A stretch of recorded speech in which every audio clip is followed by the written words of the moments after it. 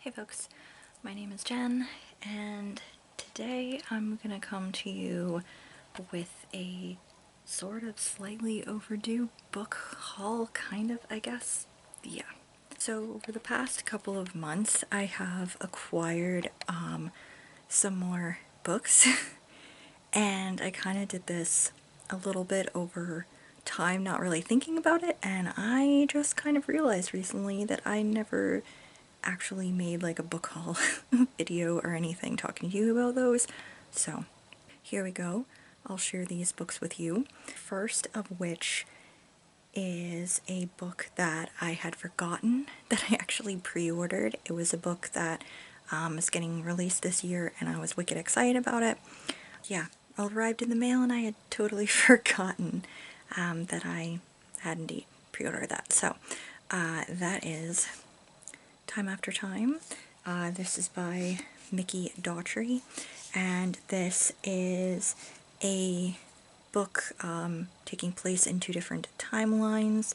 One of the timelines is in like the 1920s and is following a young woman and her maid, and the two of them fell in love, but it was the 1920s, so things probably didn't really work out how they would have liked. And then the other timeline is taking place current day, like in the 2020s, and follows two young women who are in college, one of whom she used the money she got from her grandmother. She's supposed to use it towards schooling, and she ended up using it to buy this Victorian house she'd always admired. And another girl from her school who's really good at putting things together is also drawn to the house and ends up moving in to help her fix the place up. So there's like a kind of a reincarnated lovers thing plus rehabbing a whole house. I'm partway through, but I haven't gotten too far. Wicked interesting so far, but that was like the first book basically that I grabbed. The next book, or rather books that I got. So I think I did indeed talk about a couple of these last time I did a haul, I think.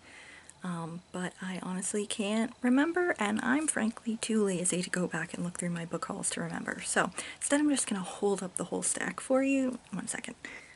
I got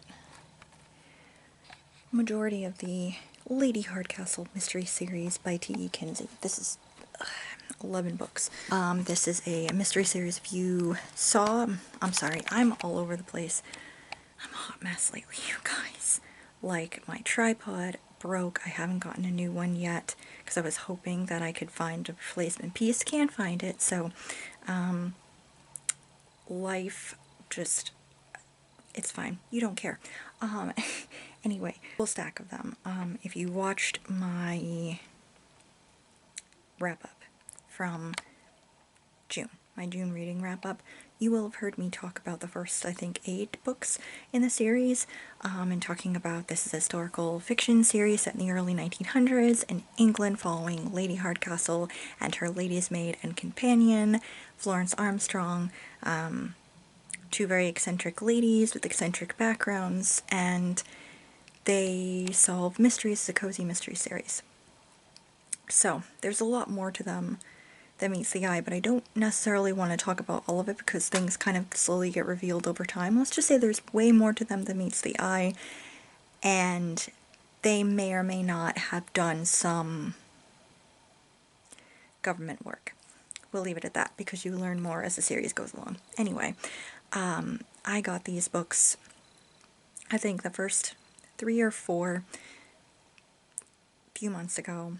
I'm pretty sure I did a book haul about them, and then I just recently have slowly been capturing the other books. I just realized I thought book 12 wasn't quite out yet. It came out in May, so I'm debating whether or not I want to order it right now. I desperately want to order it right now, but do I want to spend the $20 on it right now? I don't know. But, you know, we're probably going to do it. Anyway, the book series is as follows. A Quiet Life in the Country, where Lady Hardcastle and Flo move to Littleton Cotterell, a small town in the English countryside, and in their first couple of days there, they see a man who has died, hanged. They think it might have been a possible suicide, but then Turns out it was a homicide set up to look like one. Intrigue. Second book is In the Market for Murder. They go to the neighboring town and a man falls dead into his mushroom stew. What happened? We have Death Around the Bend, where the two of them go to visit a friend of Lady Hardcastle's brother, and he is into like the new racing scene, and a man testing one of the cars dies in a race. Have to solve it. Then there is A Picture of Murder, which was a reread. This and the first book were both rereads for me because I read them back in December, audiobooks. And this is set around Halloween time. The two get drawn into a mystery of people of a moving picture company that have recently come to town to show their movie, and people start dying. Then we have the burning issue of the day, where a journalist is murdered in a fire and a local suffragette is blamed for it, and they have to prove her innocence. Then we have Death Beside the Seaside, where they go away for vacation to the seaside in Brighton, and the other hotel guests are dropping dead around them. Then we have The Fatal Flying Affair, where they go off to check out new airplanes at this like aeronautics company, and a man who was testing a parachute dies under mysterious circumstances. Then there's Rotten to the Core, where a member of the local secret cider guild, secret society, ends up turning up dead, and things seem very ritualistic, and they have to dive into local customs that have been around for hundreds of years. Then there's An Act of Foul Play, where they go Lady Hardcastle and Florence go out with some friends to a play, and one of the actors shows up on stage at the beginning of Act 2, dead. Then there is A Fire at the Exhibition, where there is an important art exhibition in Littleton Cottrell that's being put on, and a fire breaks out, and during that, a couple of really cool and expensive items are stolen, so they're on the case. And then book 11, which I just finished today, is An Assassination on the Agenda, and they, Lady Hardcastle and Florence, are in London hoping to stop a potential assassination. It is now 1912, and Europe is edging towards World War I. I fucking love this series. The 12th book is The Beast of Littleton Woods. I am very excited to read it, and I am still debating whether I'm going to get the other one, but you'll probably hear me talk about it soon, because I have a feeling I'm going to buy it sometime this week, because I have no self-control. And I just followed the author's Instagram today, because I was like, I want to look at what his updates are like and everything on where we're at with the series, and one of his updates from not that long ago sounded like he was talking about working on book 13, so I'm over the moon. Also over the moon because he liked a couple of posts I made about the series, and I kind of geeked out a lot, and yeah, anyway. Yeah, that's those books. Those are books. And then fairly recently, I had just gotten the last 3, 9, 10, and 11. I just decided, fuck it, I'm gonna get those books. And then at the same time, I was wanting to get a couple of other books. There was another book that came out, was it last year? Was it this? I think it was last year, that I wanted to get, and then I had been thinking about, I'm in the mood to read some more Kurt Vonnegut, but I wasn't sure if I wanted to reread the Vonnegut I already have, or if I wanted something that I haven't read of his before, and I decided I wanted something I haven't read of his before.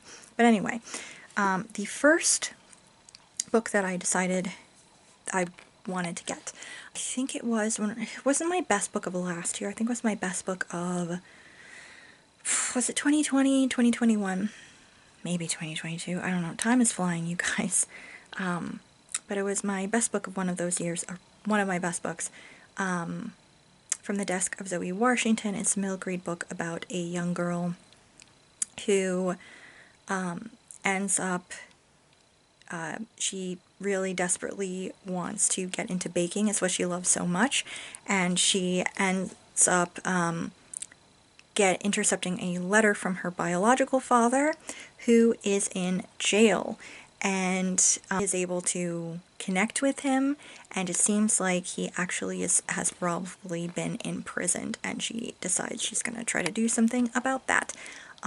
Beautiful book, so important, so good, so well done. Loved that book. There are songs that came up in the course of that book that I still listen to a lot because I fucking love them. Anyway, a second book was announced, was it last year or was it the year before? I think it was last year. And I really wanted to read it, of course.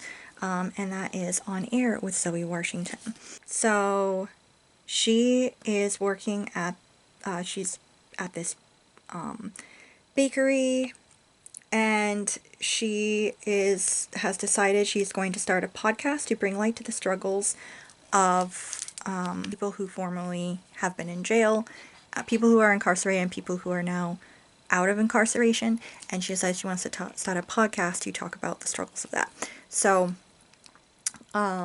this sounds like really good. I can't wait to dive back into this world and see how things are happening now. And then I have, yeah, 2 Kurt Vonnegut books.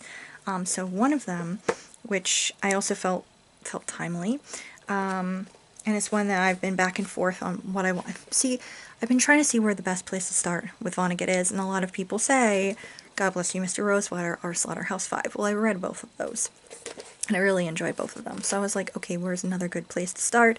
Breakfast of Champions was brought up a lot, and I kind of had that on my radar, but then I was reading the synopses of his other novels, and Mother Night came up, and I was like, you know what, this feels timely.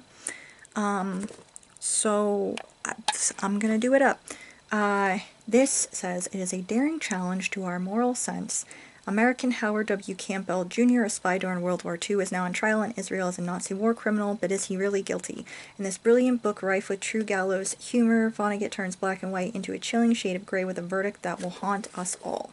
So it is basically like a satire of bullshit fascists and stuff. So I was like, well, that feels interesting. And a dark satire, of course, which is what Vonnegut just was good at. So, yeah, I grabbed Mother Night. I also have read a couple of quotes from there, and it sounded really interesting. And then I saw this one, which is a nonfiction book, and was like, you know what, I want to read this too. It's fairly short, so I probably can get through it pretty quickly. And it is A Man Without a Country. And this is basically, it's either like essays or chapters. It's talking about life, art, sex, politics, and the state of America's soul.